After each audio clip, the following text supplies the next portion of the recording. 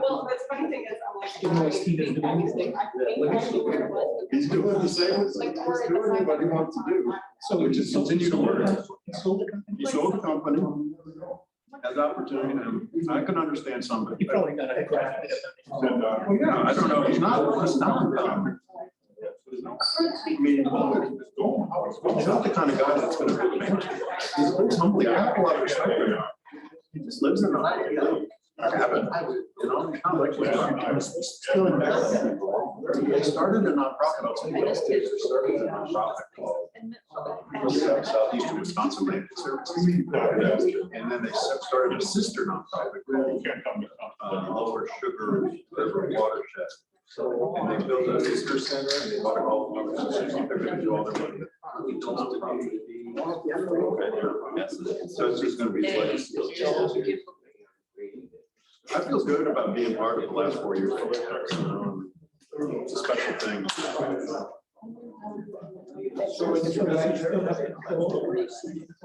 don't think so. He's just next to me now. He might have, but not really. This company that bought them is an acquisitions company, Wall Street Finance. Confirm with you which of the speakers are speaking from Zoom.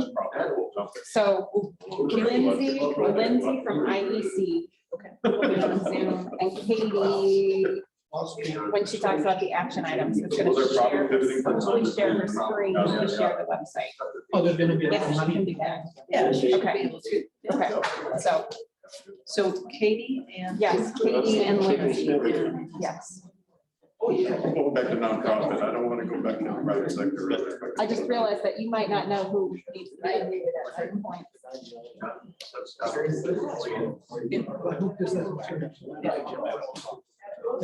Yeah, I know. Long Meadow. I mean, that's why I know about the Rusty Patch. When they found Rusty Patch at Long Meadow, it's like, oh, who cares? Didn't you find the Rusty Patch at Long Meadow? Section 7 didn't stop. I found it in that area. Can you bring it here? Time it lasts so long.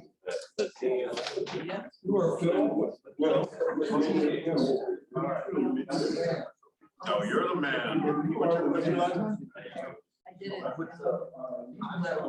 Set up a meeting. So you don't have to worry about that. I could send you digital too. No, this is just a draft. Actually, I just got new species. I have to take a look. So good beginning.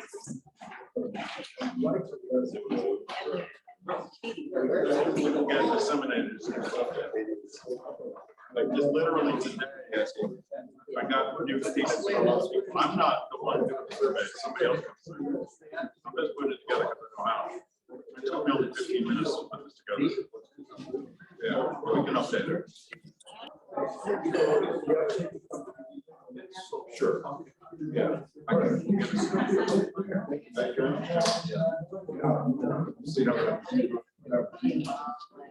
There's a lot of Nice, any of those names. no, it just, well, it sort of summarizes it better.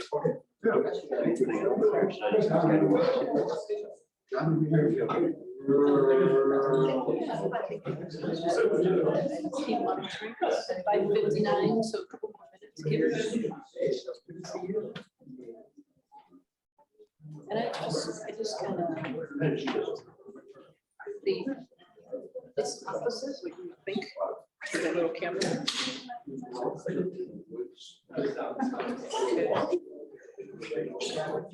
Okay.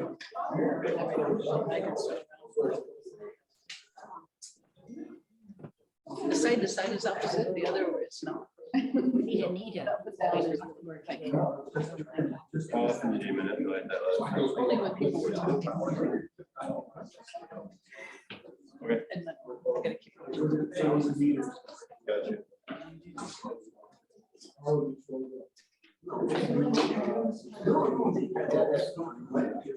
So we have 46 right There's a flashing sign.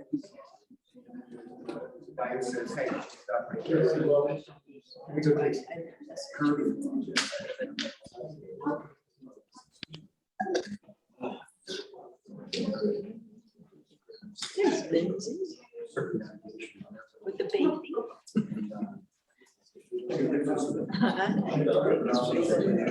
No, actually, no, I realized that. But she can hear me.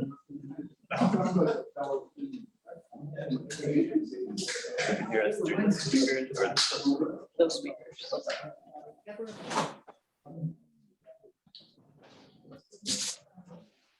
And I also, I don't want, I shouldn't.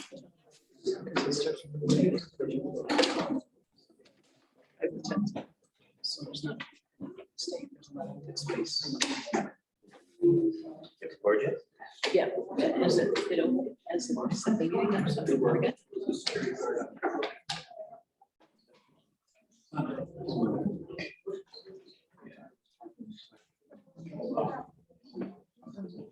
You want it?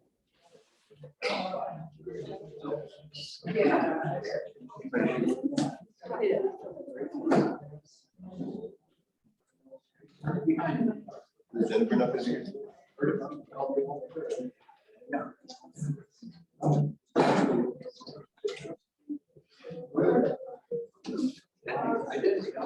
If you want to just talk at the speaker and tell people that they're getting pizza over here. Good evening, everyone on Zoom. This is Kim Johnson, and we're just going to wait a couple more minutes for people to arrive. We do have pizza here, so people are getting their pizza. And kind of a long haul from the main entrance to our meeting. So we're just giving people a couple more minutes. Thank you for your patience. Ready to go.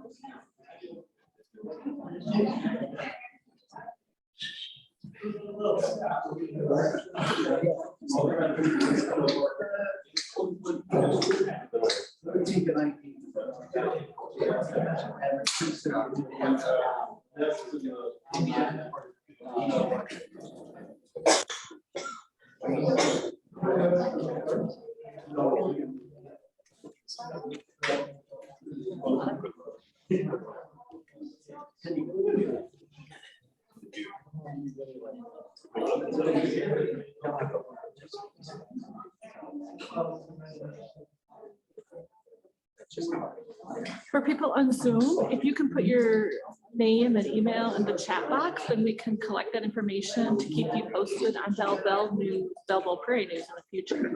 While you're waiting, thanks for your patience. How do we go back, dear? Got something else. How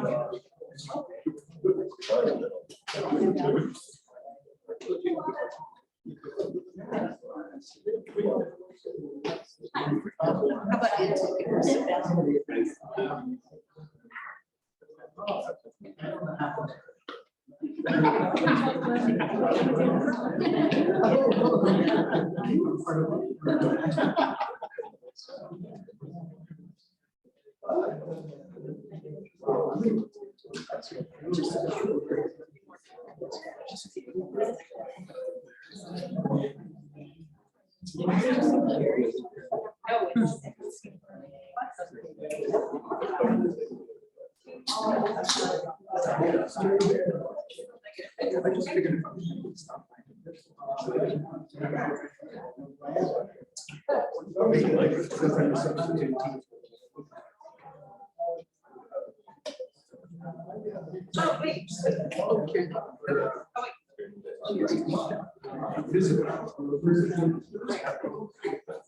Are you Dave who was out there today?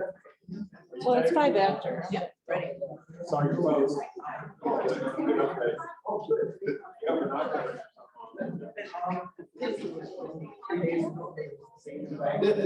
Good evening, everyone.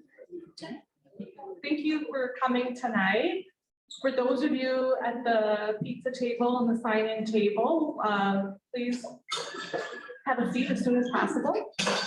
For everyone that's already seated, if you haven't signed in already, please do so on the first table when you walk in the room. And also help yourself to pizza. And there's chocolate over there too. And sorry, people on Zoom, you don't get any of that chocolate and good pizza. My name is Kim Johnson. I'm the Director of Membership and Marketing for Natural Land Institute. And my role tonight is to run the meeting and make sure to keep on a timeline. And just one other announcement, there is other material on the table. We have a paper there from Jack White. We also have some other information in the contact list with names and phone numbers of elected officials and customers of the airport and the Greater Rockford Airport Authority names and contact information for the commissioners as well.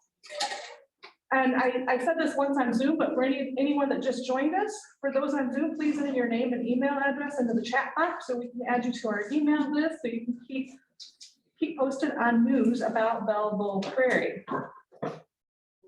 For those here in the room tonight, whenever you have a question, it will be helpful if you come up to the front of the room near the Zoom microphones, but also we have this microphone, and I'll help facilitate the microphone to give to you whenever you have a question. And also be sure to raise your hand and then you can come forward and we'll have questions and answers later on in the meeting. And you can also remove your mask when you're talking. All right, tonight we're here all for one goal, right? To save Belleville Prairie. So thank you all for coming. And it's been an interesting and amazing response that we've had to people in the community. I want to thank our partners on this effort, along with Natural Land Institute, and we have some other staff members here tonight. Jill Canay is our assistant director. She is running the Zoom meeting tonight, the Zoom portion for us. Carrie Lee is our executive director, and she is on Zoom tonight. And then we have Zach Bryken, our director of stewardship. Zach, where are you? Raise your hand up here. And then Tyler Pellegrini, our restoration ecologist, is over here to my right, your left. I want to also thank Mississippi Audubon Society, and Jennifer Kuroda will be joining us later. And I know I just now see Jack Armstrong, one of the board members from Mississippi. Raise your hand, thank you. Are there any others? Oh, Chuck Johansson, any other Mississippi Audubon board members here tonight? No, okay, well, thank you. And then Friends of Illinois Nature Preserve, the director, Amy Dahl, is here tonight. And we may have, do we have anybody else from Illinois Nature Preserve, Friends of Illinois Nature Preserve? I'm sure there's someone. I'm ex officio. Oh, thank you. Will Overbeck is ex officio. Oh, okay, thank you. And then we have some on Zoom from Friends of Illinois Nature Preserve. And then we also have many community volunteers who are helping us in this effort. So thank you to everybody for helping us with community outreach. We couldn't do it alone. It really does take a village. And we have 89 people on Zoom. Oh, Jill said we have 89 people on Zoom. That's awesome. And I'm not sure how many we have here, but it looks like we have around 50 people in the room. So thank you everyone for being here as well. Since we started the public advocacy campaign a month ago, we have developed a website, SaveBellevulePrairie.org. One of our volunteers created that. We have a Facebook group called Save Belleville Prairie. And since that was created 4 weeks ago, it's currently at 2,100 plus members, which is just up from 1,600 in a week from last week. I mean, it's up from 1,600 last week. So that's about 500 people in 1 week added to it. We also have volunteers that created a Twitter and Instagram account at Belleville Prairie on Twitter and at Belleville Prairie on Instagram, or you can hashtag Save Belleville Prairie to find us on any platform.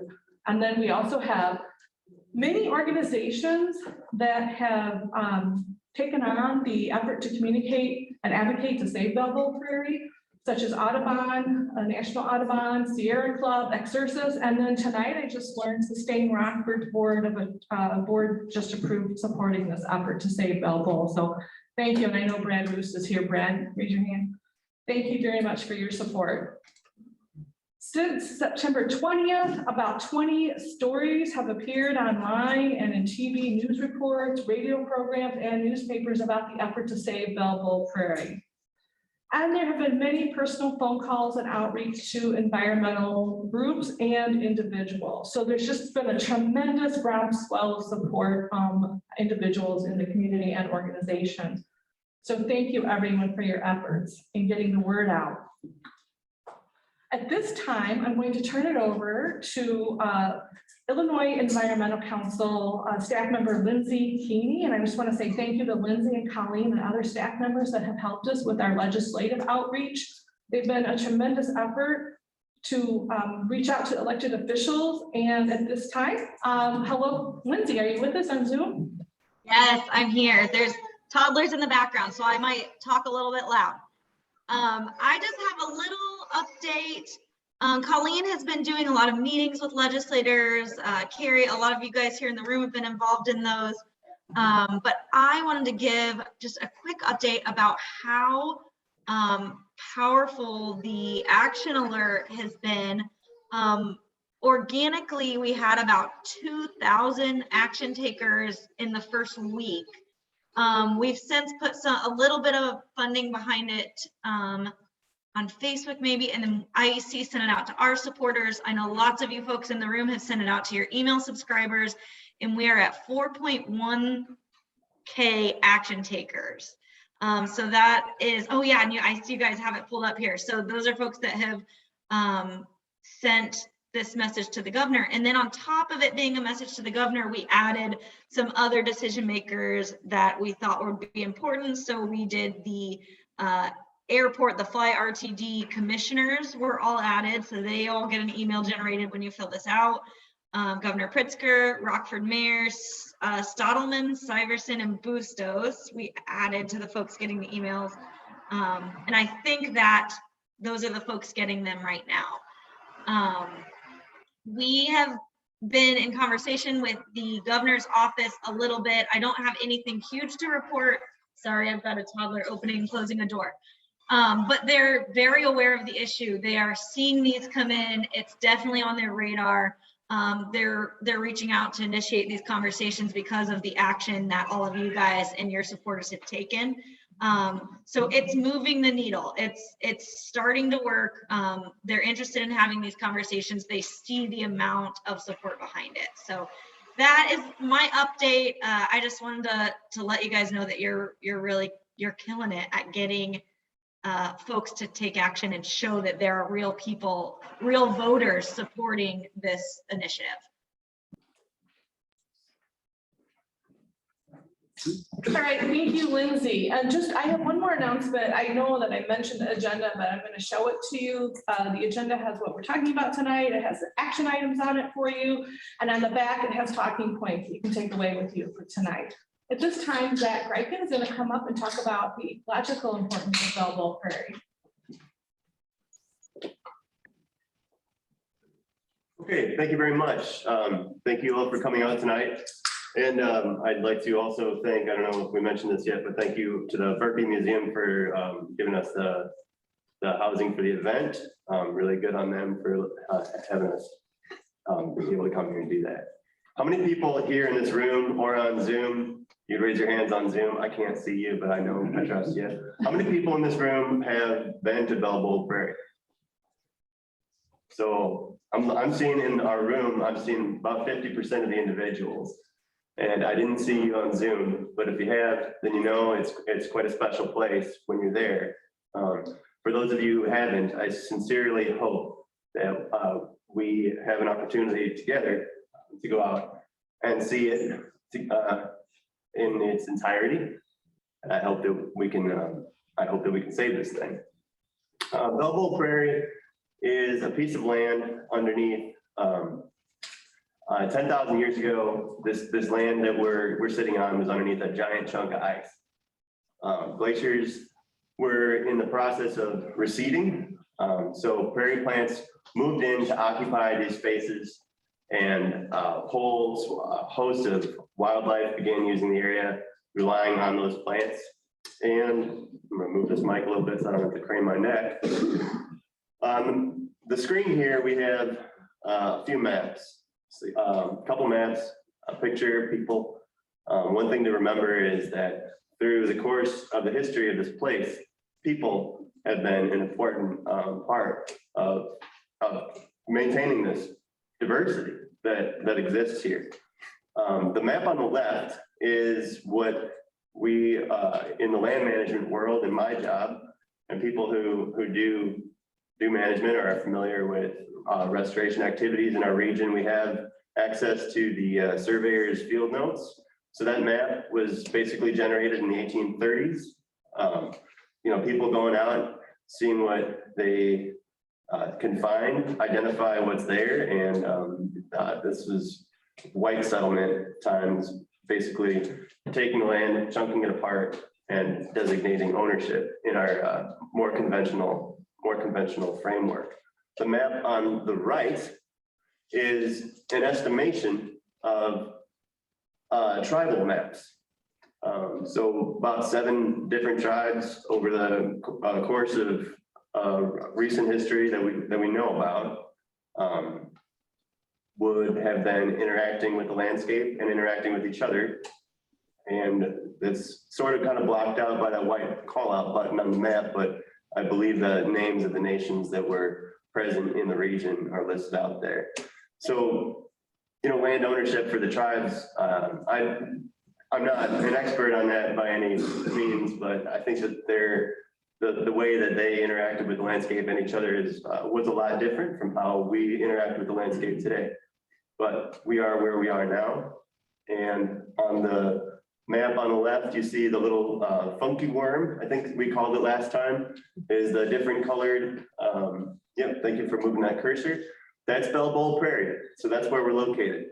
We're in the people who came into the area surveying it, the white people who came into the area and surveying it, found an open expanse on this plain. We're looking at about 36 square miles of prairie in that immediate vicinity. And with the proximity to the rivers, it's likely that people have been using that place as encampments, as a residence for a long, long time. This shelf that we call Bellbowl Prairie it might not have been entirely significant, to the people as like a place of, maybe it wasn't a place where people were buried, but it certainly was a place where people probably hunted and gathered and,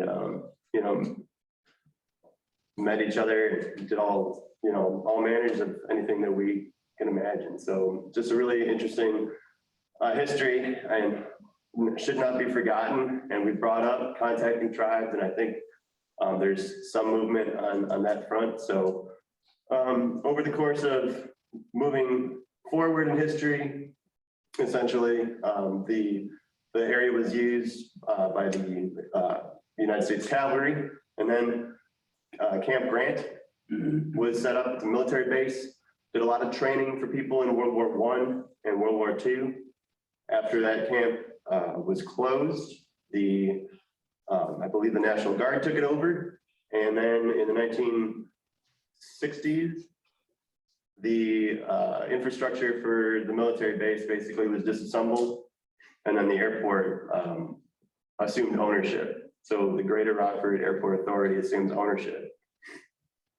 And the picture on the bottom here it looks like soldiers from the area, potentially at Bellbowl Prairie, using the grounds. We can move forward from there. The 2 colors of the prairie, was it grade A and grade B or something? Or? Yeah, the 2 colors on the map, the funky worm colors, essentially, they're the geographic distribution of the higher quality vegetation in the southern region of the prairie, and then the moderate quality vegetation to the north.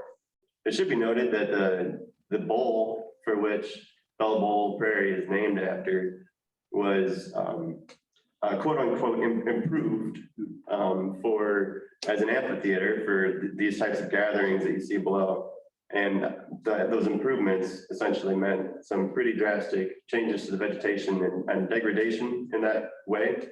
But there's most of the acreage, most of the 25 acres that existed in January this year are in pretty good shape. They need a little bit of help and then need a little bit of management. And that's something that we've been involved with in the past. And just case in point, the guy who founded Natural Land Institute. His name is George Fell, and you can see him here in the 1960s on the photograph on the left. This situation that we're in is nothing new. The airport wants to come in and do some development activities that are going to mean degradation or destruction of the prairie. And George and Barbara Fell and others, Mississippi Audubon back then too, kind of banded together, got press involved. And what could be more dramatic than having a bunch of people that care about the prairies out in front of those bulldozers and trying to make a difference. So you're all part of that now, whether you like it or not. And thank you for your efforts. So ecologically speaking, in the area, we do have little bits and pieces of these prairies left. And I wanted to, last time we talked, I didn't really get a chance to come out and name some of these species that you can see that occur on the prairies. And one thing to remember, all of our native plants around here in Winnebago County and just native plants in general, all over this continent, are host to all manners of insects. Some insects specifically need plants, like you see on the left here is prairie gentian.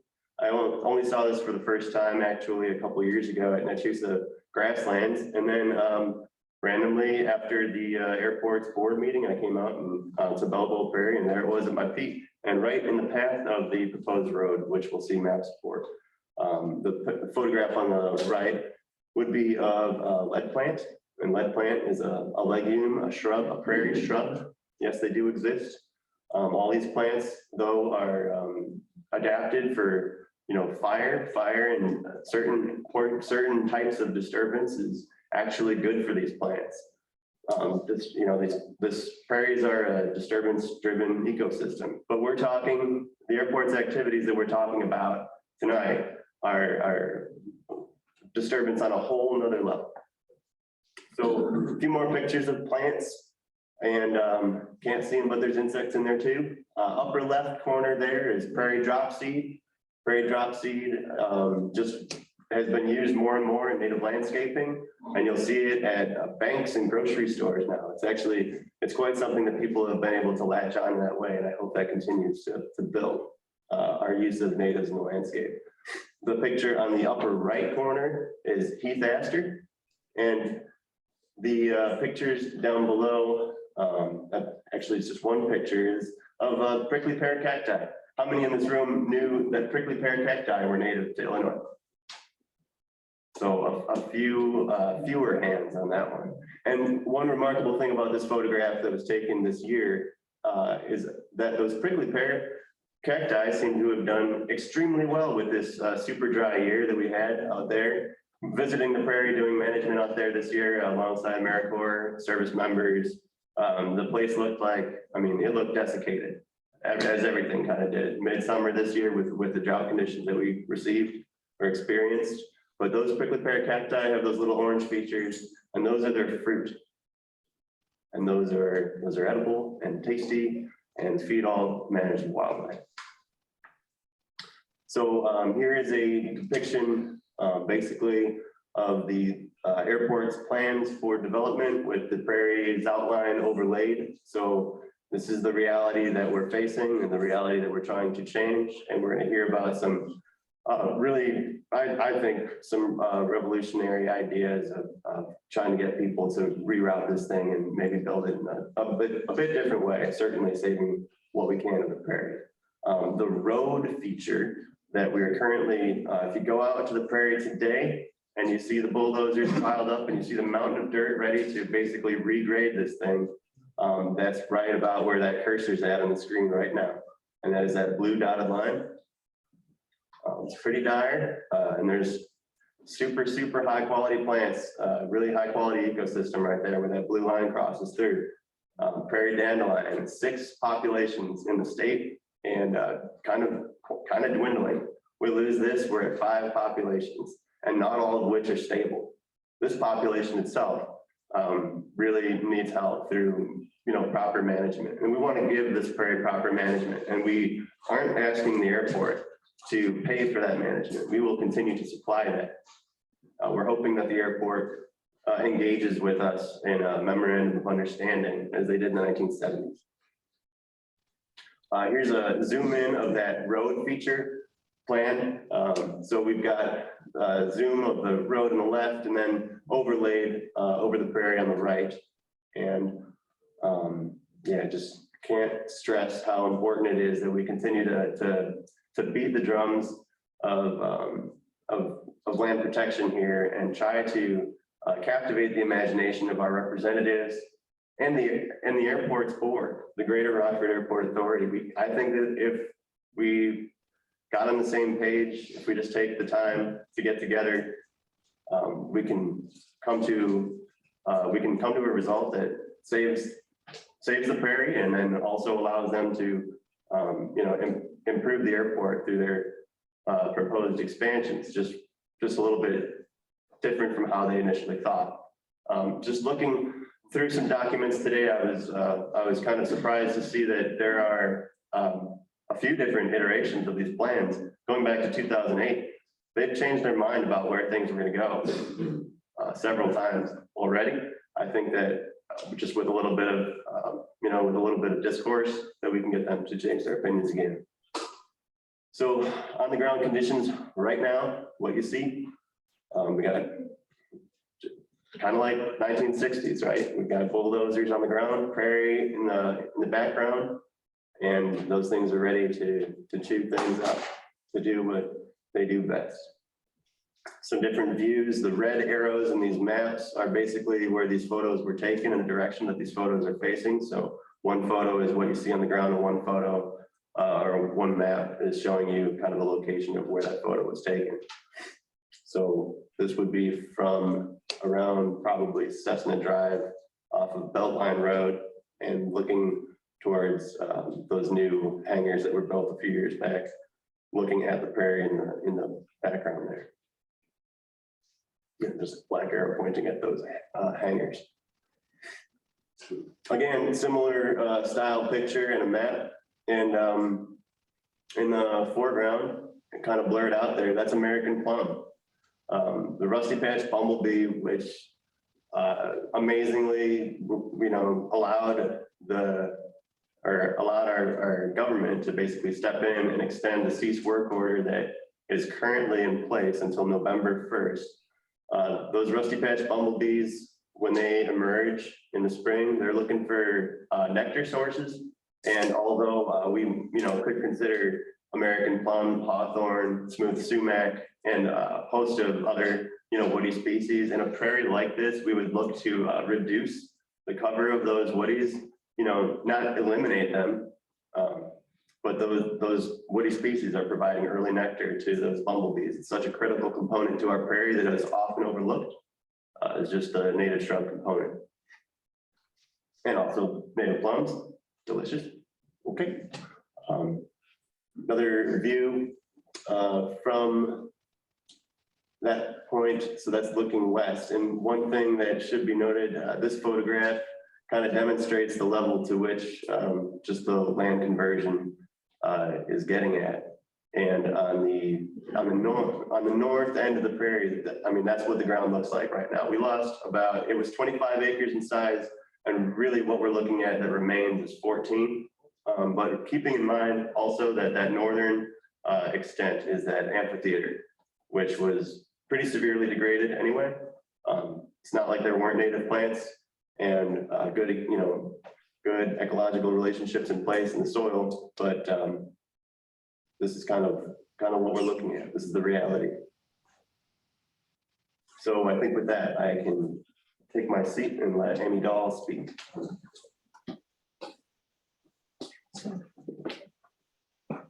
I just wanted to make one announcement to the people that have come in on Zoom since we started the meeting. If you could type in your name and email address and chat so we can collect your information so you can be put on an email list to keep posted about news for Belleville Prairie. And then I'll introduce Amy Dahl, the Director of Friends of Illinois Nature Preserves, is going to cover our next section. And I'll keep my section pretty short because I'm really excited for the section that comes afterwards. But we just wanted to review kind of, we're all here because we want to save Belleville Prairie. And our immediate goal is that we stop the construction, that on November 1st, the bulldozers do not go through the high quality areas of the prairie. And that's our immediate goal. The short-term goal is that there be a redesign of the airport expansion. It's not that we want airport or prairie, we want airport and prairie. And long-term, we want this to be dedicated as a nature preserve in Illinois, and that will afford it the highest level of protection. So we're not having this conversation in a few years when the airport wants to expand again. So, go ahead. But we also wanted to remind everyone, go to the next slide, that the airport development does mean hundreds of new jobs. And that's not lost on this group that have been looking at this. That Rockford Airport is the fastest growing air cargo hub, and this development is important. It's important to Rockford, it's important to Winnebago County, it's important to the region. We want this success to continue, and saving Belleville Prairie doesn't mean that this economic development doesn't happen. We believe, and we're going to see in a little bit, that there's a better way. There's a better way to do this that saves the prairie and still allows the airport development to happen.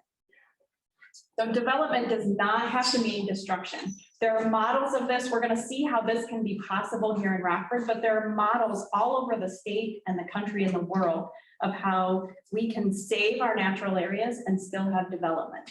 It takes the desire and the will of the people and the landowners to do that. And we want to make sure that that is what happens here in Rockford and happens here in Northern Illinois. So I'm going to turn it over to Domenico, who has done a great job of preparing an alternative design. And I'm going to let him share that with you and not steal any of his thunder.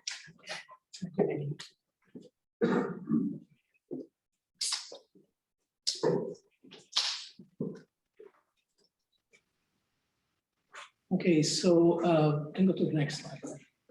So I'm not going to say much about this. We all know what the issues are. Only one thing. I taught landscape architecture at the University of Guelph for a few years. And if a student came to me with this plan, it would be an automatic fail. And I will explain why. Next slide. Oh, okay. And this is the other component that they're adding as well. So they're expanding to the west. We all know about this. The roads marked in red are the ones that are no longer needed in my design. So we can't, when we do an economic assessment, which of course they will want to do, the construction of these roads is taken out of that equation. And the question to me remains, why is the prairie so expandable and the parking lot so precious? That road can be easily realigned to go around the prairie and still maintain the same service. It's not hard to build roads. They do it all the time. We witness this every summer that we drive through our highways. Why is this happening? It boggles the mind. And I put this slide in because that's the initial survey, and you can see on the survey everywhere it's marked prairie, prairie, prairie, prairie. And my diagram there shows what is left in all of the state of grade A and grade B gravel prairie. All we have left of grade A and grade B gravel prairie can fit on this project site, and we still have room to spare. That's how endangered this is. That's how precious it is. We don't do this with other things that we consider precious. And one wonders, how can this happen? Well, it happens because the historical model that we've used is profit-driven. Usually current big picture strategy. This is what's being used. The metrics of efficiency, what's the metric of efficiency? Save as much money as possible, lowest cost possible. Tactics, reduce amount cost of materials. So after you do a plan, there's a whole process called value engineering, which is just a fancy word of where can we cut more costs. The strategies, compressed dimensions and scope, but in this case, they haven't done that. Goals create the smallest space that can accommodate use. And they have not done that here as well, and I will show why. And principles, there are no principles. It's too late. Everything has been decided. There are no more principles to consider. Human values, there are no human values. That's the historical model that has been used in development, but not only in development. It's the historical model that has given humanity the opportunity to excuse themselves from putting people into slavery, from the colonial mentality. So this is the model that we're fighting. Now, the second model, the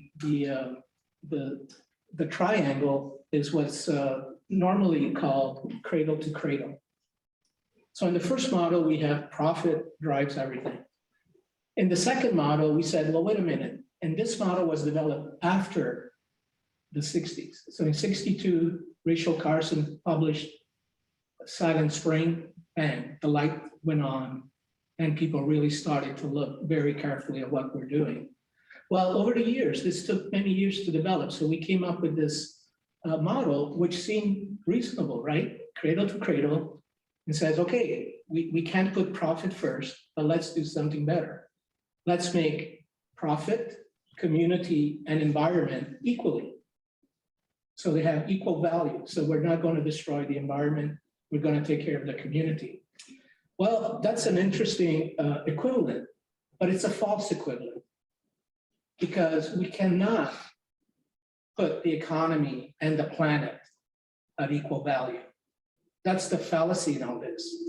So if those are equal values, when we come to the decision, 99% of the time, we're going to go back to the first model.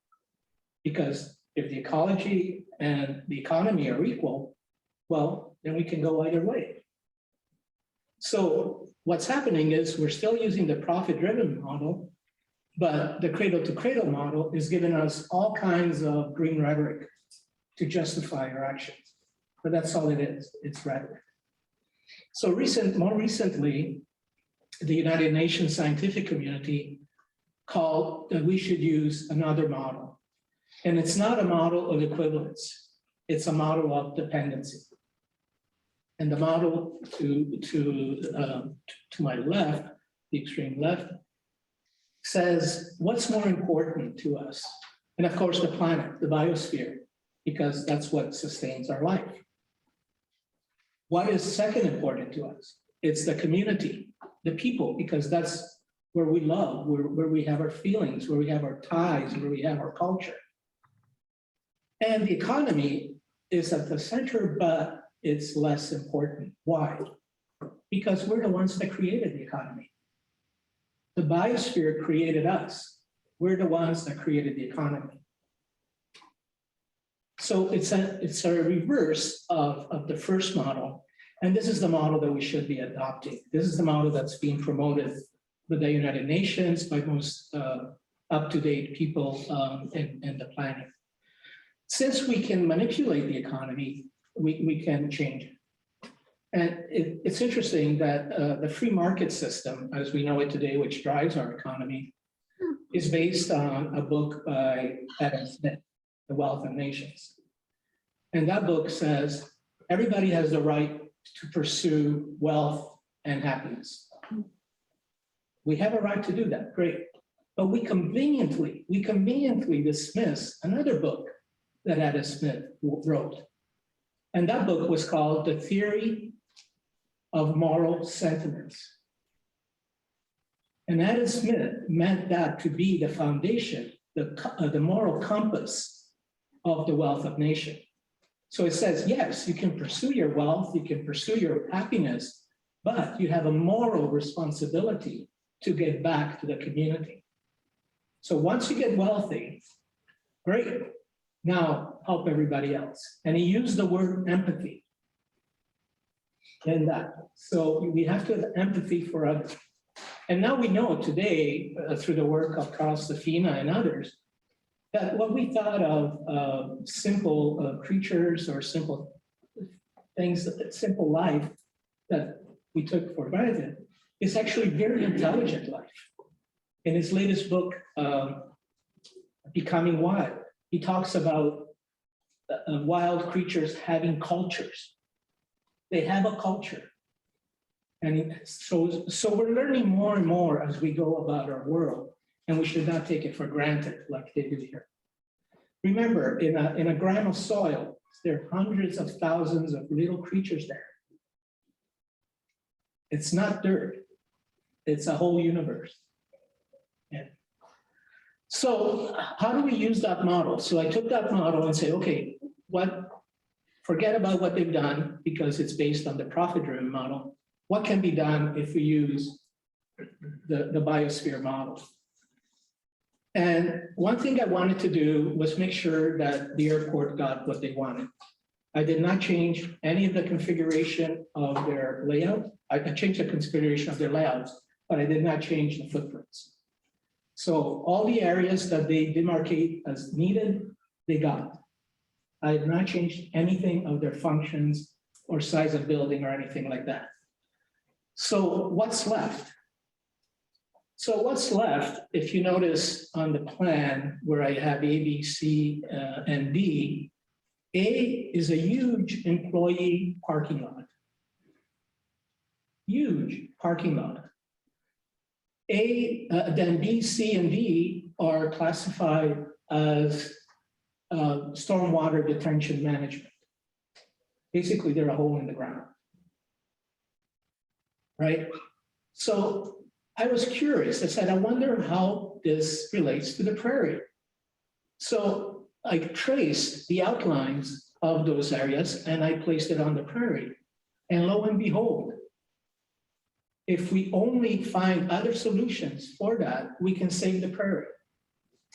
And the airport gets all they want for their function. They get everything that they ask for. But we can save the prairie by eliminating the outdated, really outdated motives of a huge open parking lot and these detention ponds. Next slide. And I also wanted to find out how best to save space and how to serve the cargo airplanes. So I went right next door to the prairie. This is just above the prairie. And this is Rockford Airport. And this is how they're serving those planes. So the planes come in and they can turn on either side. So that's the model I used to decide how the airport can function properly with the planes that I'm proposing. And also, I want to point out to you again, the large expanse of parking lot, which is rarely used in full. This has to be the main handicap of planning. Why do we need these huge parking lots? Okay. So this is what came out of it. So the prairie is saved. I kept all the footprints except for the parking lot and except for the storm detention ponds. The planes can come in and out.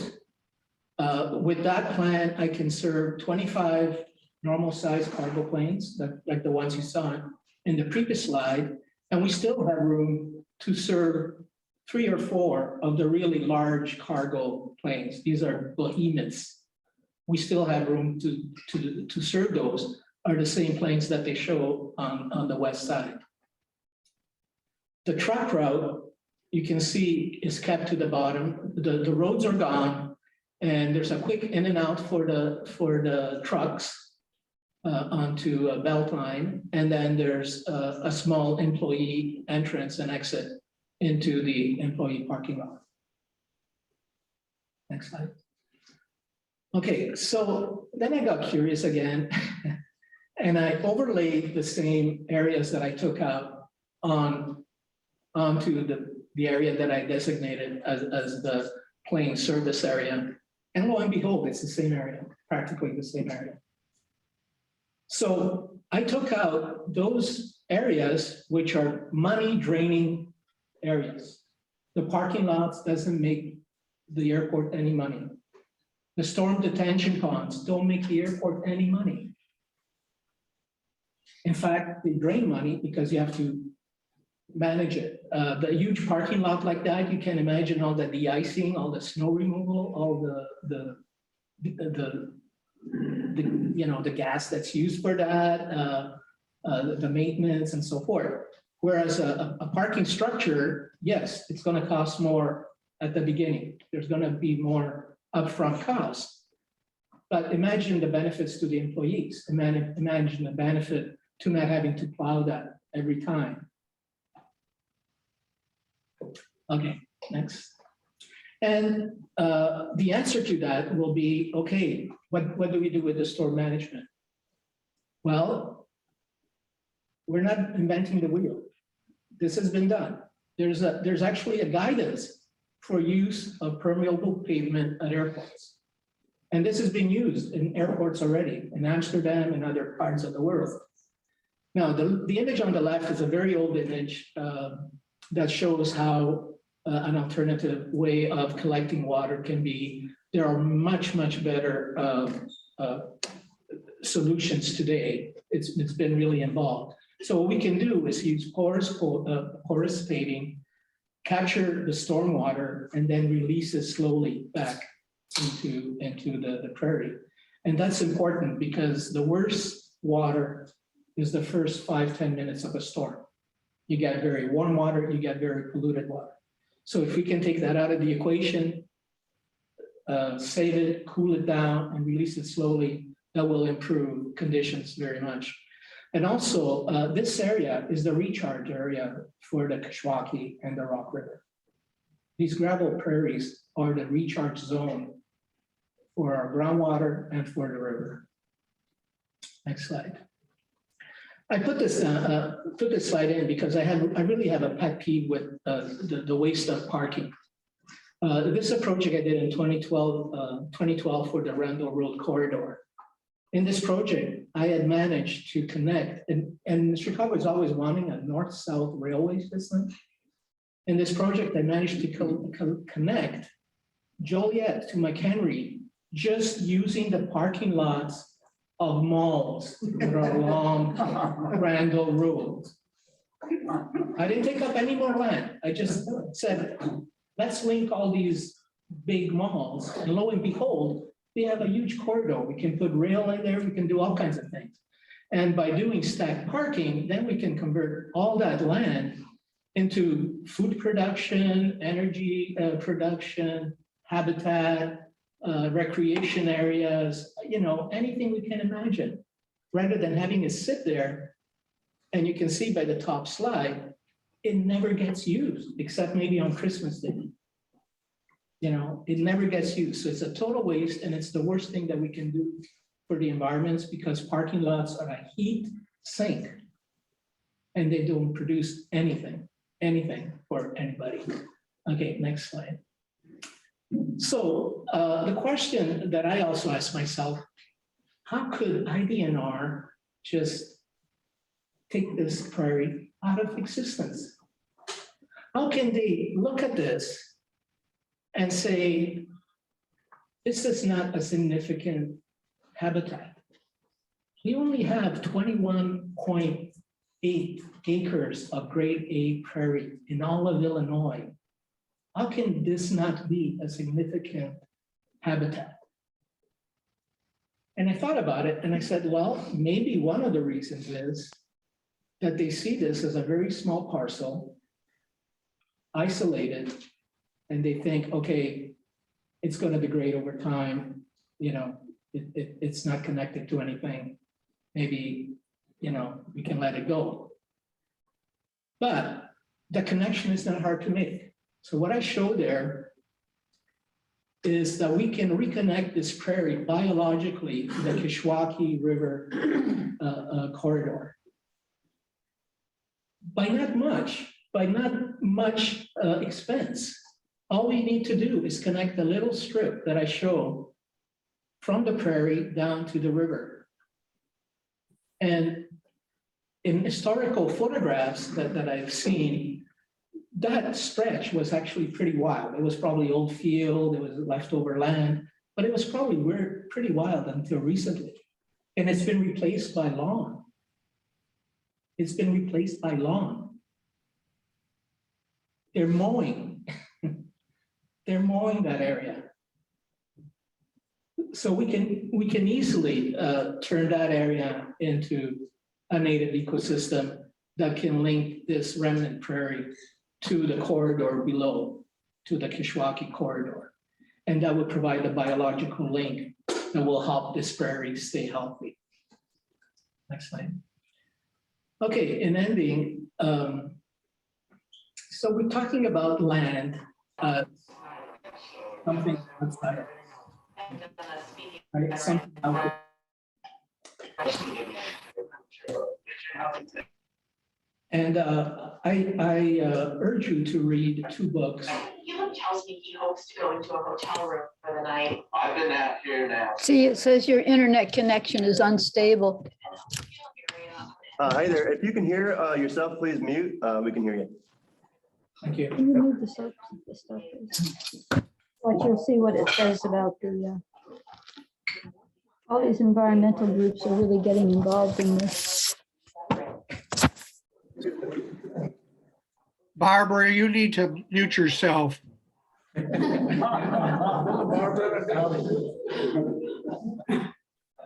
Okay, that was a nice break. Okay. So we look at land, and I'm glad, I forgot who wrote the poem last week. I don't know if he's here. Anyway, we tend to look at land as something either to use or to sell. I don't know how you hear it. And but there's another way of looking at land, and that has to do with the traditional way that our native people look at land. And if we go back in time, maybe even our pioneers looked at land. And I urge you to read two books by Robin Kimmerer, Gathering Moss, and what's the other one? Right, Braiding Sweetgrass. In it, and Robin Kimmerer is a scientist. She is a very, very strict, strong scientist, but a native person as well. And she combines the two. We can combine the science and the emotional connection to the land. And while I was working on this, and sometimes things just happen, right? So this summer, I finally finished my book on poems called Confluence. And in this book, I wrote a poem about my great uncle Rocco. That's his picture there. I found this picture in an attic in my house in Italy. And on the back, it was stamped Rockford. I had no clue what Rockford was. I thought it was a photo studio. Then when I met my wife, Suzanne, and I moved to Chicago, I noticed, oh, there's Rockford. And when I started to write the poem, I really wanted to find out about my great uncle. Well, he was stationed at Camp Grant. He volunteered for the First World War, and he came to Camp Grant. And what provoked it was that image. I don't know who put that up. I saw it in one of Cassie's slides, and you put it up as well. And I just kept looking at that and wondering, I wonder if my uncle is there. I wonder if my great uncle is among those people. So it brought an emotional attachment for me, for my great uncle. And I can see him having this last image of this land being the prairie before being shipped off to France and dying in the quagmire of the trenches. And that's his grave at Mousargan, American Military Cemetery in France. So for me, personally, it was like a closing of a circle. And I would like to propose that Balboa Prairie become a living memorial to these people that sacrificed their life. That's the place where they started from. And I think that will help, hopefully it will help to preserve the prairie, to give it another meaning. That's part of our history. That's part of our emotional attachment to the land. Okay, that's my presentation. Thank you. That's great.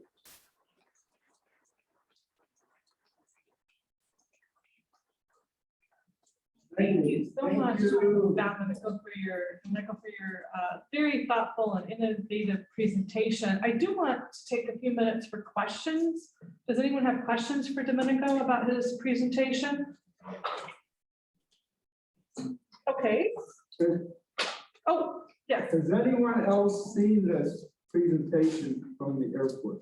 I don't think so. This is the first time that the whole thing was, now, possibly the plan has been shared, but not the whole presentation. The question was if anybody has, for people on Zoom, if anybody from the airport has seen the presentation, but we don't think so. I did send an invitation to the airport board and staff to attend the meeting tonight or join us by Zoom, and I don't know if anyone has. So once we get the Zoom recording online, then I can also send it to them by email so they can have a chance to view it at their own time, on their own time.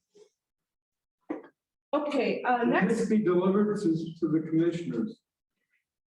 What I would do is send a link to the Zoom recording to the commissioners, but the actual presentation that Domenico created, we could also send that to them as a PDF document. Yes. We also have press here tonight that could help disseminate that to the public. Yes, that's correct. The press It's the can first also- time the public's seen that plan. Yeah. And We'll let have the the slides. commissioners see it through the press's eyes, and that as the rest of us have an opportunity to see. Yes, we'll definitely make it available to the media. Okay, for people on Zoom, if you could please mute yourselves, we can hear some people talking on Zoom, so please mute yourself. Thank you. All right, next on our agenda is a list of action items, and Katie Kucera, I believe, is going to go over those with us. Katie, are you on Zoom? Yeah, I'm here. Can you hear me? Yes. Great. Go ahead. I was going to share my screen really briefly, if Jill wouldn't mind switching that over. I think she's doing that right now. And I just want to say everyone can go on savebulbleprairie.org on their own time. My plan is just to sort of review what is on the website right now and point out a few things that people might not be aware of, I guess. Okay. So here is savebulbleprairie.org.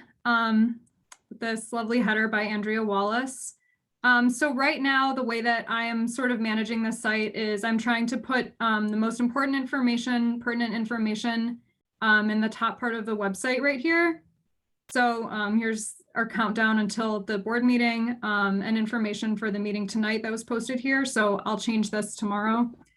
As you scroll down the homepage, there are links to other sections of the page that are just a review of what's happening at Bulbul Prairie, what's at stake and what you can do.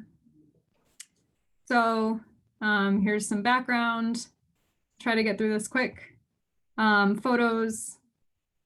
Here's a description of what's at stake. So this is a really good summary of what the prairie is, what kind of natural area it is, and endangered species that are present on the site or may be present on site. Perhaps the most important section of the whole website right here is the section about what you can do. So we have these links at the top for joining the Bulbul Prairie Facebook group, filling out the IEC action letter. There's this really good flyer that if you are especially local in Rockford, you can print this. You can print this flyer out and post it around your neighborhood and the places that you visit. So, and hope that other people can see it too and find out about what's happening.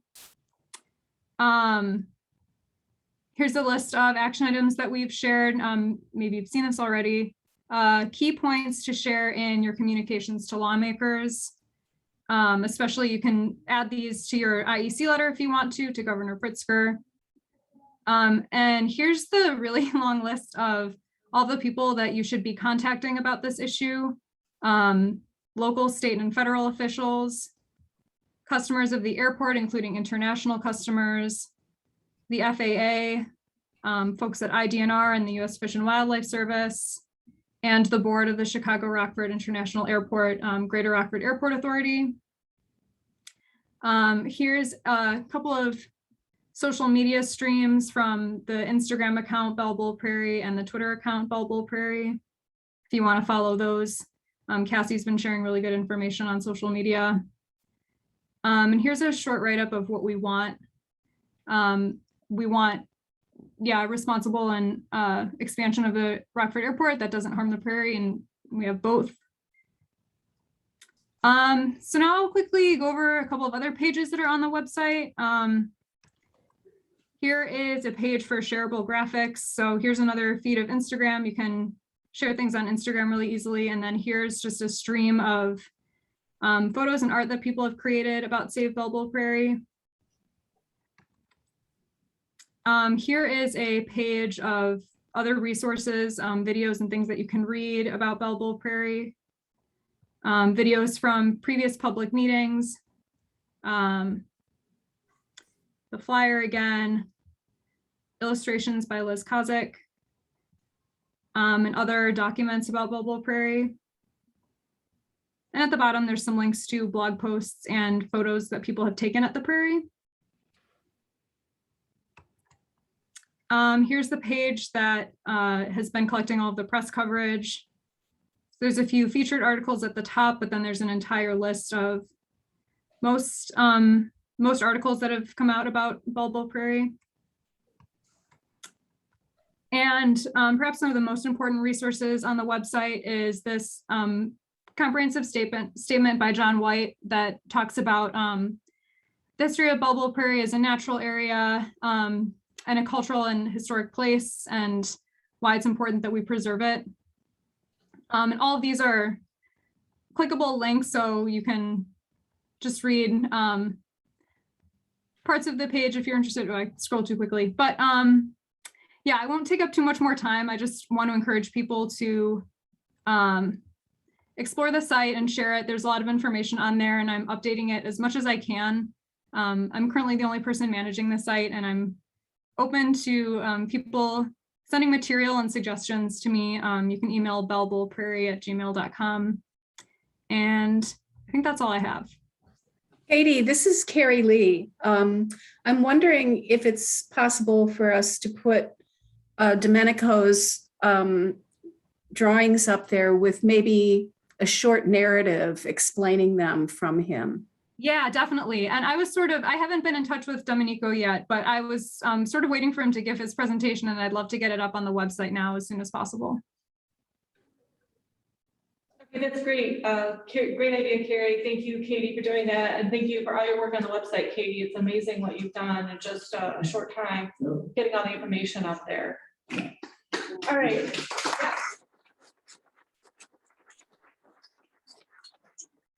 Great. A few more action items that Jennifer Kuroda from Mississippi Audubon Society is going to go over with you, and she's going to come up here right now. Glad you made it, Jennifer. I made it just in time. She had another obligation that she had to get to tonight. So I don't know if, oh, there we go. So the slides are up. So one of the actions that came up, and it was posted in the Facebook group, was to send a telegram. So one of the things that George Fell did was to send a telegram to Governor Shapiro at the time to put a stop to what was happening at Belle Bowl Prairie. So Jeff White had this idea to do the same thing. So Mark Glossage put all the information out there on the Facebook group. I don't know if it's pinned, but we can certainly pin it or put it on the website, Katie, if you could do that.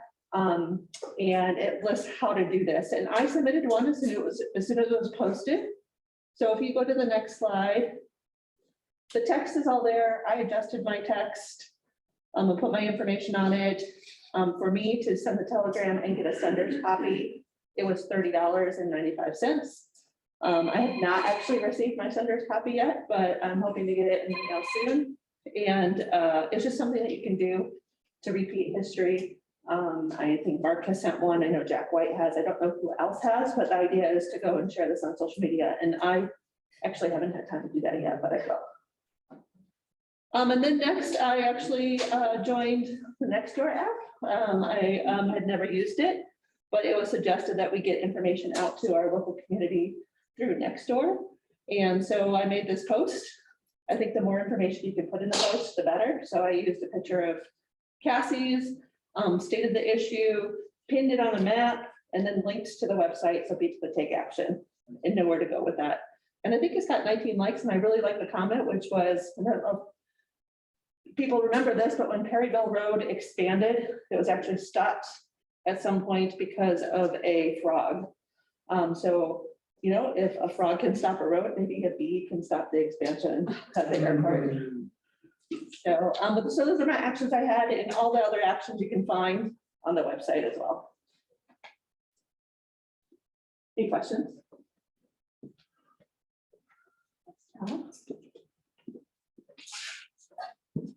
All right, so we're gonna wrap things up here in just a little bit, but thought we'd open it up to questions and then also some discussion. I think there's been some discussion in this room and probably on chat about a big focus of getting the plans, the alternative plans into the hands of local officials and state officials.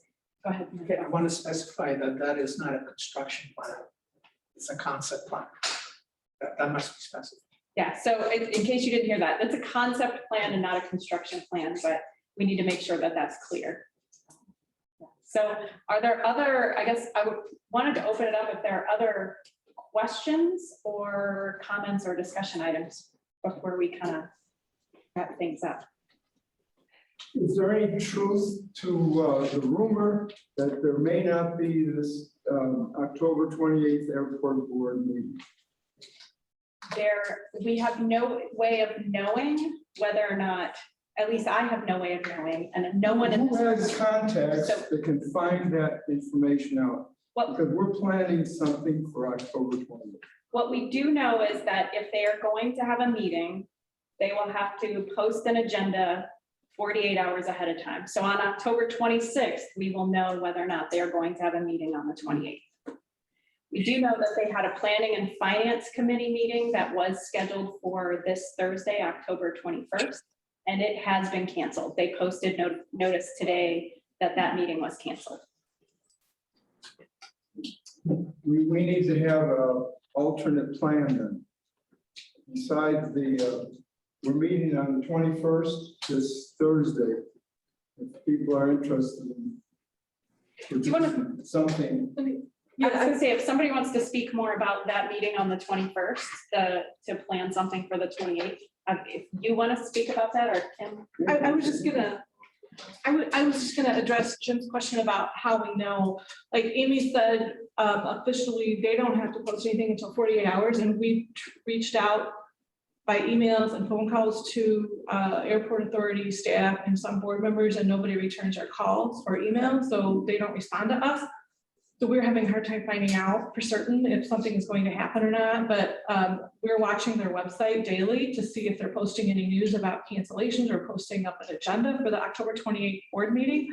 And for those of you who don't know, Jim and David Stocker are helping with the group that's organizing to create some gathering events, and they're having a meeting on this Thursday, October 21st at the former Just Good store, the Peace and Justice Center at the corner of First Avenue and 7th Street. And Jim or David, do one of you want to come up here and say a few more words about that? I don't know what to tell you, if you should plan something different for October 28th for that board meeting that may or may not happen. I just don't know what to tell you. Yeah.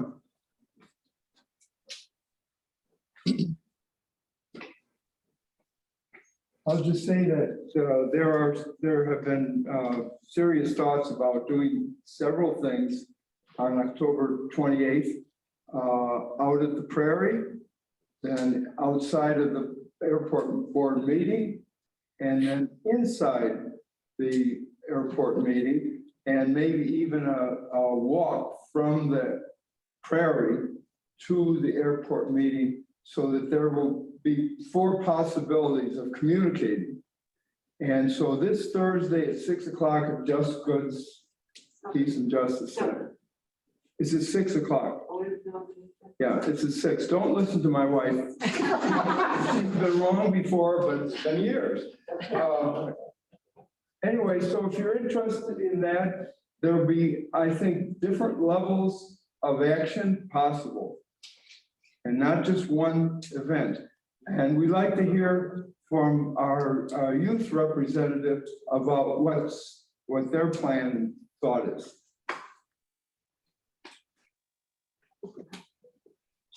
It's always pushed down. Okay. So I guess you're referring to me then. So I don't have any specific plans. I think we're all just involved with the same goals.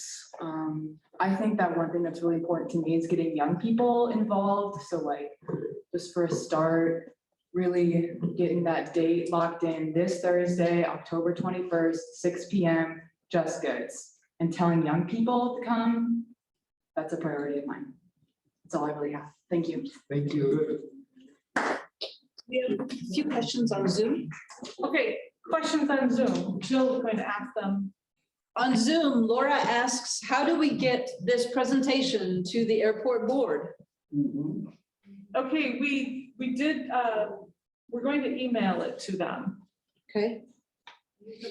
But we can take the video from the recording tonight and edit it, so it's just Domenico's presentation with the slides. And we can make that available. We can make that available on the website so that NLI is emailing it to them, but all of you in this room and all of you on Zoom also have their email addresses. So hearing it from one person and one organization is great, but hearing a message over and over again is helpful. Sorry. They have rejected emails that I sent. So email is not going to work. We need to actually go to the homes of the commissioners. People know the addresses of their homes. We don't know their addresses. Right now. Let's find out. Yeah. We need to deliver this personally because they don't have to read an email. They're not listening. I haven't responded to any of the other ones, like what? I also, I understand what you're saying. I also think that even having the edited version with Domenico talking about the presentation would be even more helpful than just getting a hard copy of the concept plan. So I think that's why we're talking about emailing the link to the recording of it. So you can do both. Yes, you're right. We can do both. Brad, you have a question. Has anybody, 2 questions. Has anyone reached out to Amazon? Yes, we have. Yes. Their website shows that they have an incredibly robust sustainability plan. And when you reached out to them, was it the local person? No, there was a regional contact. A regional contact that we've reached out to that has been in touch with their FAA person. I think with this presentation, and then we can reach out again and make sure that this gets into their hands as well. I would go straight to the top, meaning their VP for sustainability. Yep. I'd go right to the top on that. And I would do the same with you. I would do the same with UPS. So that's one question. Second question is, if they're turned off their emails and we don't know how to reach them, it's not like they're casting around looking for a solution to a problem that they've already decided. And the bulldozer is at the fence. So, I guess the question is, it seems highly unlikely to me, amateur at this that I am, that they are interested in talking about a feasibility plan that solves the problem, unless there is absolutely enormous and overwhelming public pressure, which at this point, I don't think we have. So what is the next step? I mean, I think all of the actions are good, and I think we should keep it up and I will help. But what is the alternative plan? Do we stand in front of the bulldozer? Yes. I have a couple questions, if I could, from Zoom. Sure. I'd like. I also am an amateur at this, but I went out to the site and it doesn't appear that it's very accessible at all. And there are station securities. There's restricted access. I'm disabled, but I wanted to see what this was about in person. So I'm not clear if there's a way for the public to access it well enough to understand what the issue is and to be able to go and physically represent ourselves there will cause the press to come, I believe, from my experience with press interaction in the past. But we need to orchestrate some of that. I guess my other concern or question is that after listening to Domenico's presentation, it's not clear to me though, whether that design would still preserve the prairie, its flora and fauna in the state it's in, or whether all of that activity around, the airport, the fumes, the people would have a negative impact anyway on our preservation efforts. I ask that because I'm sure any of our folks who resist hearing these plans will want to know, is this going to be worth it anyway to go through these steps? Has anybody done that environmental impact study? Can I try to answer the question a little bit? Hey, Pam, this is Yes. Reichen with Natural Land Institute. So sorry. Yep. So everybody can hear me. Zach Reichen here. So whether or not, the last part of your question, I can't necessarily answer that, but I'd like to point everybody in the direction of an example of a prairie that's very, very, very similar. Entirely surrounded by development and kind of weird to access in and of itself, but a little bit more accessible actually than Bell Bowl, which is Freeport Prairie. Freeport Prairie is a remnant dolomite prairie, real similar in size and kind of a similar shape, a hillside. Even more restrictive is that it's the bottom of the hill in that case is industrial lab of some sort.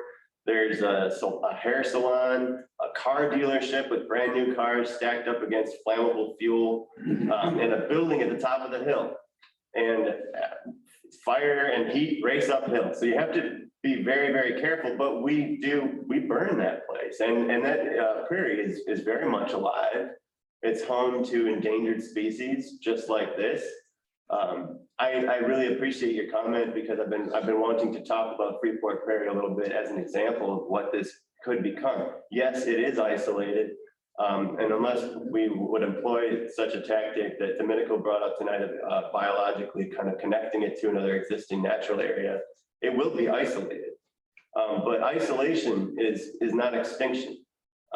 And we can, I think there's a lot of potential and possibilities in doing the work that we've been talking about doing and continuing this momentum. And it's just super important that we continue the momentum. I don't think that anybody is looking to back away from this, and I don't think that's what your question was about either. No. But I did want to point to that example. And Freeport Prairie, gosh, I wish I knew what street that was on in Freeport, but it's super, super accessible, and there's even like a little parking area.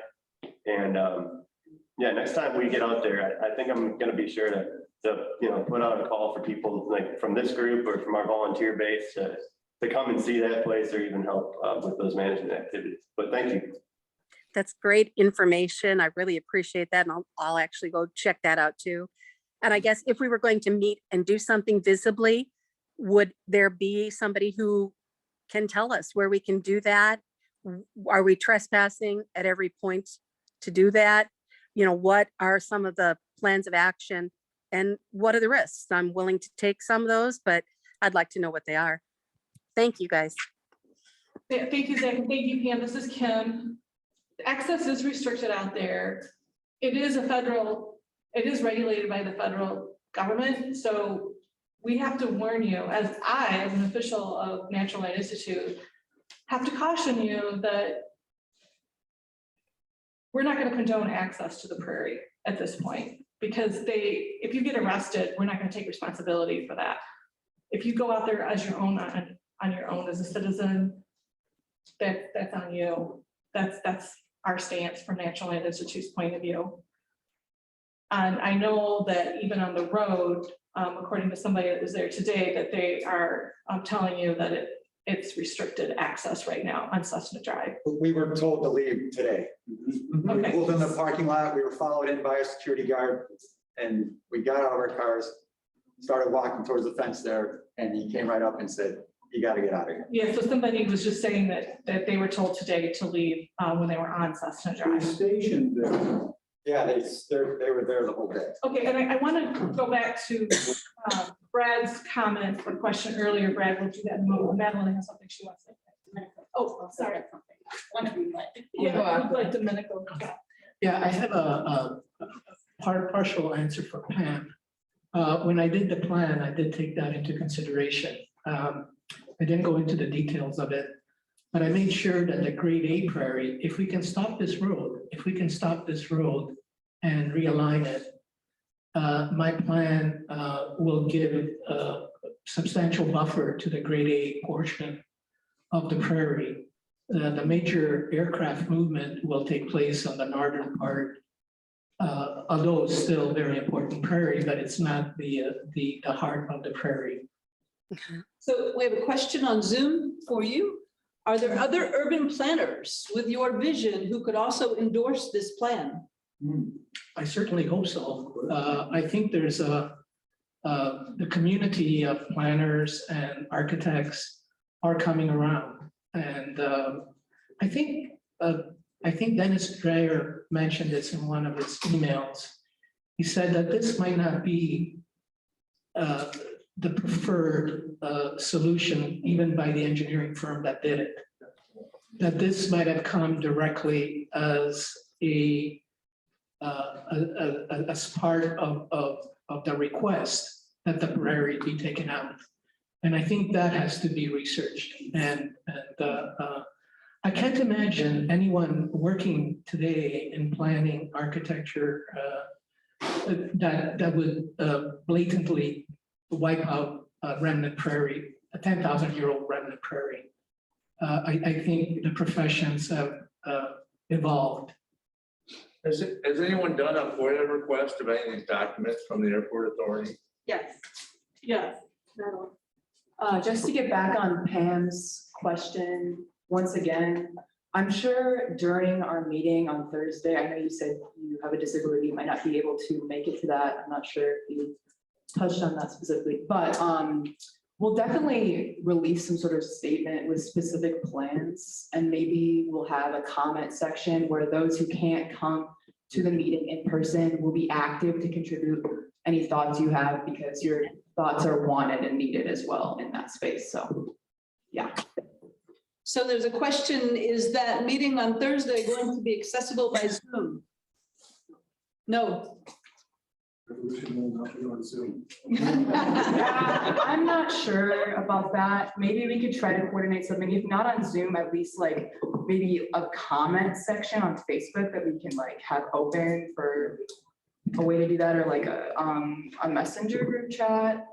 I'm not sure. I don't know if any of you other like coordinators have any thoughts on that. Also, it's not really that coordinated. We have to understand that within things like this, everyone has a place. It's a horizontal space. Everybody has thoughts that are valid and needed for plans of action. I have a question. Okay, thank you. We got it. One moment on Zoom. Hold that thought. Jack Armstrong has a question here. Okay.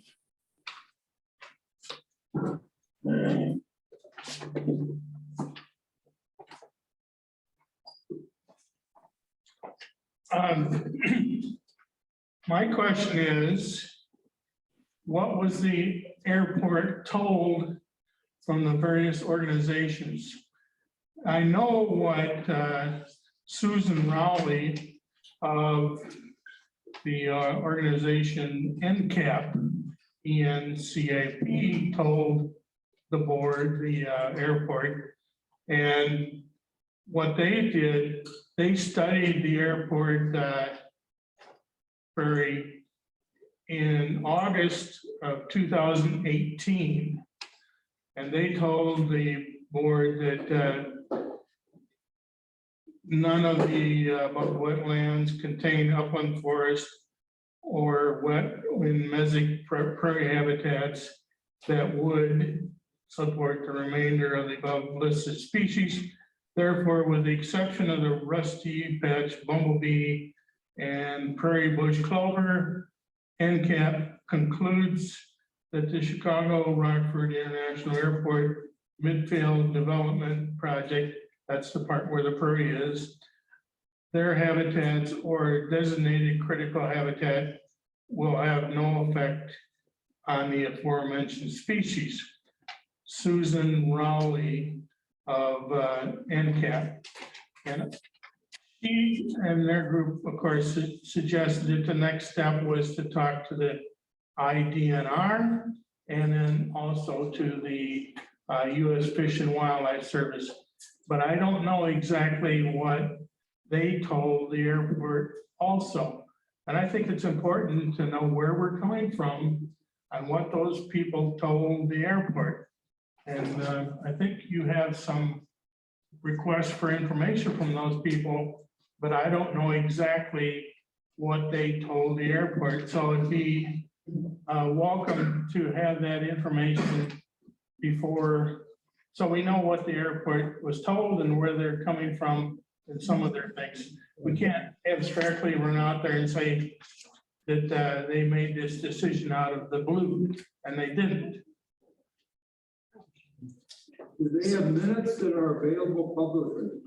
Okay, does anybody, okay, Jim, hold that thought. We have somebody in Zoom waiting to ask a question. Does anybody have an answer to Jack's question? I can speak to that. Okay, what is your name? And Will Overbeck. Oh, Will Overbeck. Okay, come up here. So, you know, I like where that line of inquiry is going. So I'm a concerned citizen and a conservation professional. And I've read through the, you know, development plans very cursorily, you know, just very skimming it. And so, but I did come to the part about the IDNR consultation process. And to my understanding, the IDNR has recommended mitigation, which specifically entails translocation.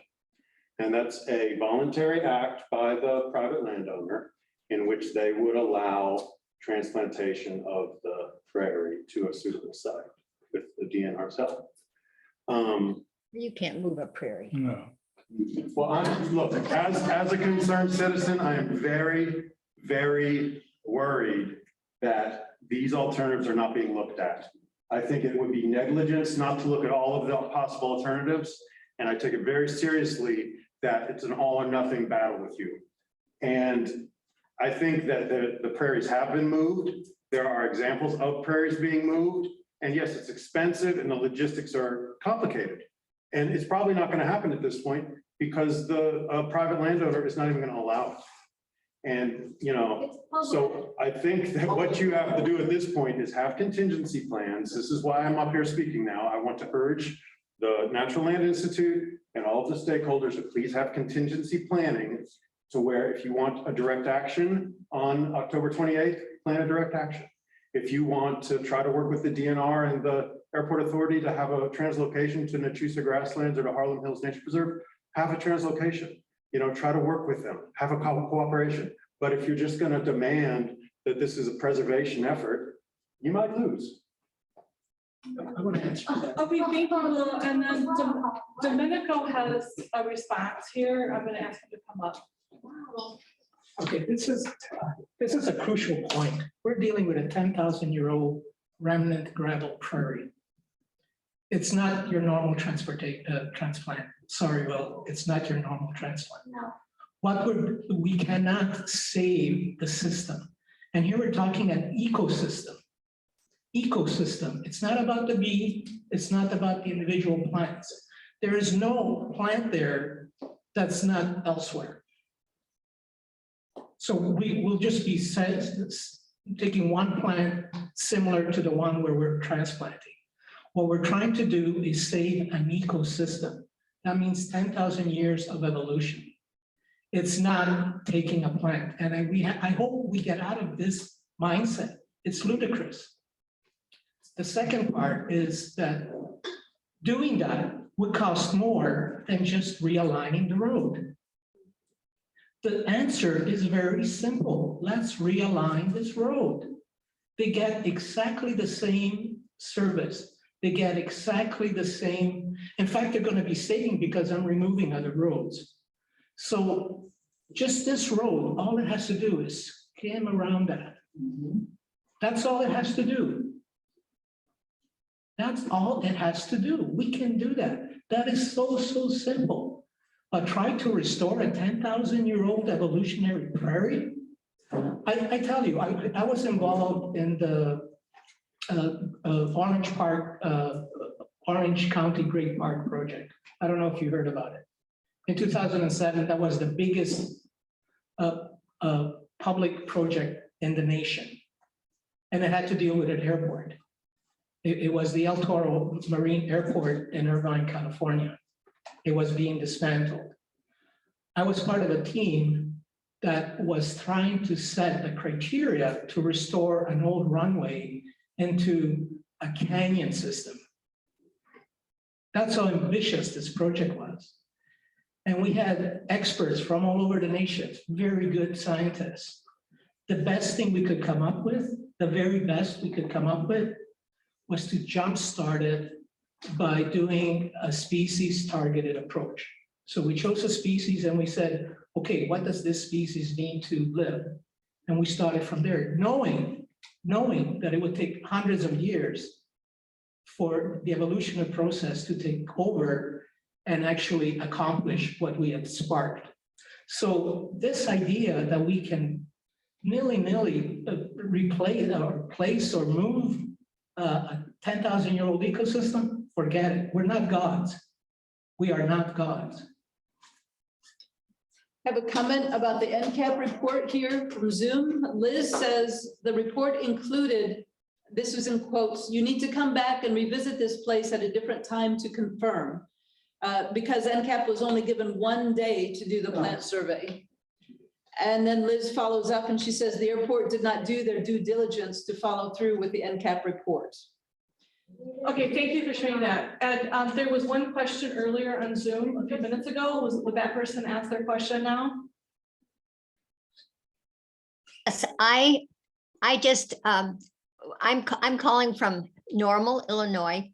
And my question is, what does the airport authority, if anything, owe the public, which is concerned about this prairie? Well, I don't. That's a good question. Does somebody have an answer? I mean, I am surprised that they will not return anybody's emails or, you know, are the stakeholders, which are the American people and the people in Illinois who love the prairie, how are we present at the table? Or do we not have any place here? I have a comment. This is Rebecca Olson. I have a comment. I glanced at some of the FAA guidelines that had to do with land use and complementary land use. And there is a lot of emphasis on public engagement in those guidelines coming from the FAA. And it outlines very specifically what the airport is supposed to do to engage the public. The airport has said that they have done all those things to engage the public since 2018. That's what they told us. Is there any evidence of that? Well, they Like have notes or minutes to meetings or anything like that? Yeah, you can go on there. They have on their website, flyrnd.com, on administration. There's a minutes, an agenda section, and they have minutes that go back 2 or 3 years, so you can look at those. They said in an email that they fulfilled all their obligations for public engagement. They had a public legal notice that they had to publish back in 2018. One of those little legal notices. That was it. that we're aware of. We were not notified. Madeline has something she wants to say. So Meredith, Yes. part of your question, was it asking why aren't these politicians responding to the emails? Is that part of your question, or did I hear you wrong?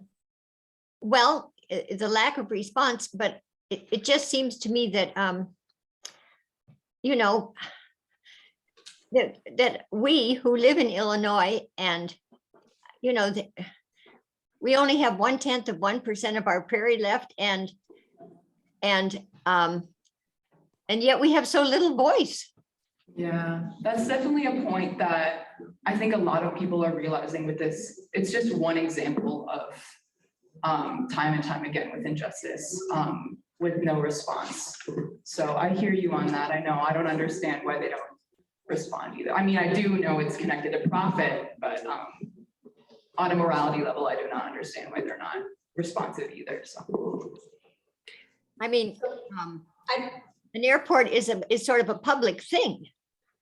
You know, they own the land, but it's a public thing. So it is public land. It is owned by the Airport Authority, which is a public body that levies taxes, and it is public land. So we only have the room for a certain amount of time. And I know there are a lot of questions. There are a lot on Zoom and there are a lot here. But I think what we need to note is that we will be back for another meeting next Tuesday. If there are other questions, I think we can kind of share those and split those up. But I think to the points that were made on Zoom and to the points that we've seen, this is bigger than one agency or one individual or one organization. This takes action. The website that was created was not created because an organization told Katie to do it. It was because Katie loves and cares about this and said, I need to do something. And that's where much of this action is happening. And so keep doing those things. Can I add, this is bigger than Rockford or Illinois or the United States. Yes. This is a global issue. We have to start drawing lines somewhere and start redefining our interaction with nature and other species. So can we cast this net bigger and get these kinds of information out to, you know, Nature Conservancy, anybody else that can broadcast this for more input and or protest? I just a quick. Agreed. Okay, One quick one. Who has, I think that the airport is going to follow the same trajectory, which is to go under the radar and stonewall it and ask for forgiveness later. Okay. And I think who can order this thing stop? We have to file a lawsuit. Do we have to get that cease construction order? Somebody's going to have to order them to do it. we have a group of people that are working on several different avenues. Rick was asking about who's gonna take Who has this. the authority to stop this? Because We've been working a lot of different angles to find that out and to work on that, to make that happen. So Carrie's gonna talk. Carrie Lee, Executive Director of Natural Land Institute, has some comments. Carrie? Oh, hi, everybody. Just to answer that question about legal options. The Natural Land Institute has engaged a law firm to take a look at what our options are. So we should know within a couple of days, and we're hoping to present more of that at our meeting next week. But we wanted to talk about the alternative design this week. And then once we have more information on our legal front, we can talk to you about that next week. Okay, thank you, Carrie. I know Brad Bruce had a comment. No, that covered it. Okay, that covered it. If Natural Land Institute has had an agreement with the airport to maintain the prairie, there is some kind of a legal document that connects the two of you. And is that an avenue of action? But it sounds like Carrie and the legal team is already dealing with that. Yes, they're working on that avenue. Okay, Tyler had a comment or question. I got a comment. I had the opportunity last night to talk to Mike Sablaski for about 10 or 12 minutes face to face. And they are presenting a completely different opinion of it. It's us against progress and economic development. It's so far-fetched that I said, shame on you, Mike, you know, and I mean, I just kept saying, just read your mission statement and you're representing us. And I can tell you, I've gone to an airport authority board meeting. I had to wait outside in the waiting room to get approved by the chairman to come into an open meeting. And I sat out there with Isaac Guerrero. And so they violate Open Meetings Act on a regular basis. Take them to court. Okay, thank you, Tyler, for This is this a done comment. deal. Jim in the back has a question. Come up here, Jim, or come up close to the Zoom I microphone. want to follow up on one thing. Earlier, somebody said, well, I got the impression, don't send emails because they're rejected anyway. Send it, okay? The fact that they're rejecting you, you're building evidence that they're ignoring the public. Send it. Jim's point was send the emails anyway, even if they're ignoring it. So, because the stronger, the more people that send emails, the stronger our voice is. What, time for one more question and then we have to wrap up. Can I Okay. interject with, this is Pam Ward again. So I think you're missing a big target by opening this up to the public. I mean, Greta Thunberg taught us a lot. I know you talked about getting young people involved, but we need press. The public can be represented, whether they want to listen or not. And the rest of the world can find out about this very quickly and easily now. Domenico is very well spoken, very passionate. We have several other people who could represent with the YouTube videos, Instagram shots, all the other things we can do to get the word out in public. Amazon, others may have to respond if they want to save face, if they're in the background photos of all of the arguments that we can bring to the table. I don't know how much press we're getting locally, but I've had some experience. I don't know who's spearheading that, but we need to do more to leverage the tools we've got to get the public's input out there. Whether these select few people listen or not, they'll hear if we put that voice out publicly. Okay, thank you, Pam. And just for everybody's information on the SaveBellevillePrairie.org, it lists all the different media attention that we've had, which I counted, we have nearly 20, either news stories, even in Chicago and locally and regionally. And we know that there are more in the works. So keep your eyes posted on that for the press coverage on the SaveBellevillePrairie.org website.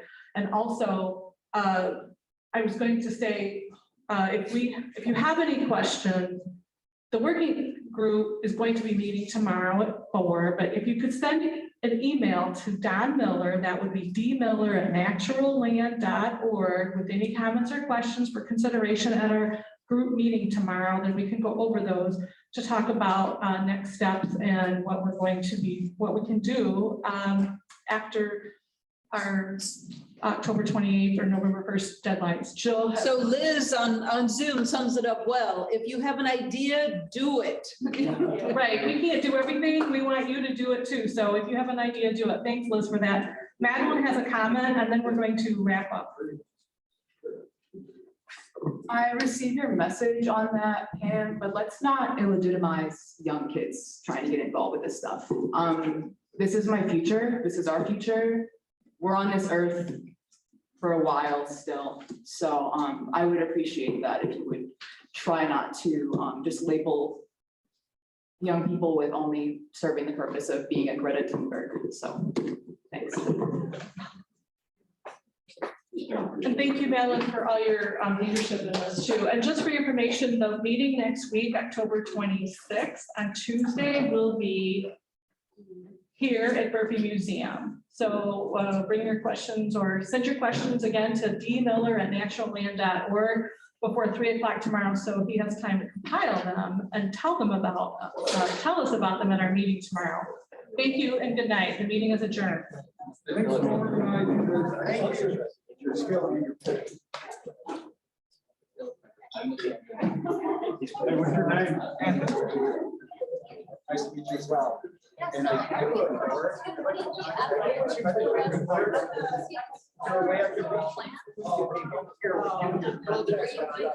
well. Why